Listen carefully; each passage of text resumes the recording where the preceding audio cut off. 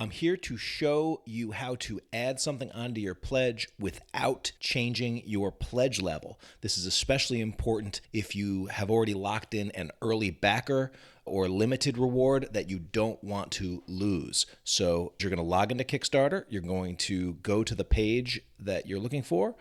You're going to hit manage your pledge. This is going to pull up a screen that shows you what your current pledge is. You are going to hit change your pledge. Click on that. On this page, it's going to show you what you've currently pledged for. And in this case, I've pledged for a reward that is no longer available. It was an early backer reward. I don't want to lose this. So I'm not going to click anything down here.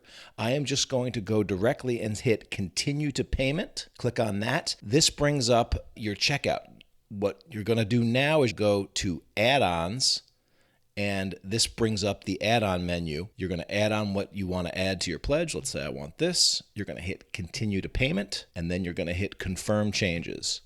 And that's all there is to it. It's going to update your pledge, but it's not going to change the original pledge that you had.